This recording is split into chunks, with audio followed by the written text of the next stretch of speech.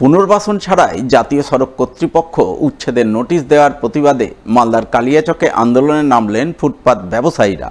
পুনর্বাসনের দাবিতে বিক্ষোভ ডেপুটেশন কর্মসূচি পালন করলেন কালিয়াচক ১ নম্বর বিডিও অফিসে।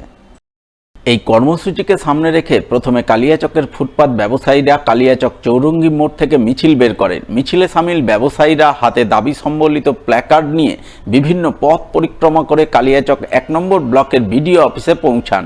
সেখানে ফুটপাত ব্যবসায়ীরা অবস্থান বিক্ষোভে বসেন এবং পুনর্বাসনের দাবিতে সুর চড়ান। এই পূর্বেও পুনর্বাসনের আশ্বাস দেওয়া হয়েছিল, সেই আশ্বাস পূরণ করা হয়নি কেন? বিডিও সাহেব জবাব দাও, অবিলম্বে পুনর্বাসন করতে হবে। কালিয়াচক ফুটপাত ব্যবসায়ী সংগঠন নেতৃত্বের বক্তব্য, ৩৪ নম্বর জাতীয় সড়ক কর্তৃপক্ষ ব্যবসায়ীদের সাথে কোনো রকম আলোচনা না করেই উচ্ছেদের নোটিশ দিয়েছেন। তাই এই উচ্ছেদের নোটিশের প্রতিবাদে এবং পুনর্বাসনের দাবিতে তারা আন্দোলনে নেমেছেন। বিডিওকে ডেপুটেশন দিলেন। আমাদের দীর্ঘদিনের দাবি, একটা নতুন দাবি না, পুনর্বাসনের আমাদের বিডিও সাহেব আশ্বাস দিল। একটা জায়গায় এর আগে দেখা হয়েছিল, সেই জায়গাটাতে আবার বিডিও সাহেব নজর দিবে, দেখবে, দেখে আমাদেরকে জানাবে পুনর্বাসনের জন্য। আর এনে একটা চক্রান্ত করে আমাদেরকে না বলে, আমলাদেরকে না বলে, যারা ফুটপাতে বসে তাদেরকে না বলে একটা চিঠি করেছিল। ওই চিঠি পরিপ্রেক্ষিতে আমরা বিডিও সাহেবের নজরে দিলাম। বিডিও সাহেব বললো আমি দেখছি সেই ব্যাপারটা।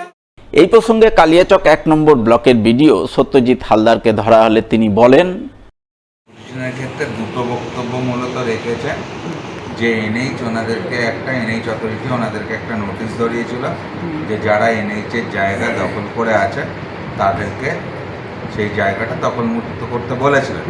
সেইটা নিয়েই ওনারা মূলত বললেন। আর দ্বিতীয় যে বিষয়টা, ওনার পুনর্বাসনের একটা কথা বলছেন। আগামীতে বিস্তারিত দেখে বিএলও সাহেবকে সঙ্গে নিয়ে দেখে আমরা এই বিষয়ে পরবর্তী পদক্ষেপ নিতে পারি। শুক্রবার ৯ আগস্ট বিশ্ব আদিবাসী দিবসে আদিবাসীদের একগুচ্ছ দাবি দেওয়া নিয়ে মালদার গাজলে আন্দোলন করল আদিবাসী সেঙ্গেল অভিযান। আন্দোলনের অঙ্গ হিসাবে সংগঠনভুক্ত আদিবাসীরা মিলে বিক্ষোভ ডেপুটেশন কর্মসূচি পালন করলেন গাজল বিডিও অফিসে।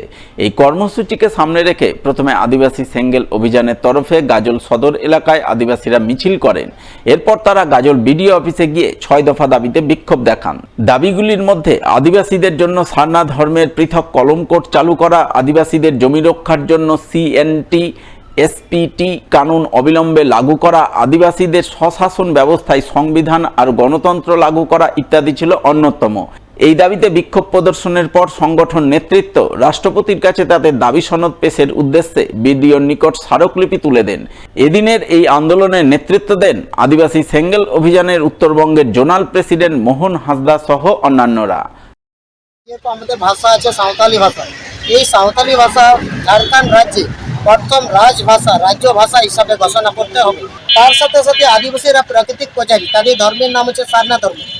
যাতে আমাদের সারনা ধর্মের কোড আমাদেরকে দেওয়া হোক। তার সাথে সিএনটি এসপিটি কানুন, সাথে জল জঙ্গল জমি খাদান অগ্রাধিকার আইন ২০০৬ অতি শীঘ্রই সেটাকে বাস্তবায়ন করে লাগু করা হোক। তার সাথে সাথে আদিবাসীদের স্বশাসন ব্যবস্থা, মাঝি পারগানার ব্যবস্থায় সেটাকে গণতন্ত্র এবং সাংবিধানিক লাগু করতে হবে। এইসব দাবি নিয়ে রাষ্ট্রপতির কাছে আজকে বিশ্ব আদিবাসী দিবসে কেন্দ্র করে আমরা রাষ্ট্রপতির কাছে এই স্মারকলিপিও প্রদান করব।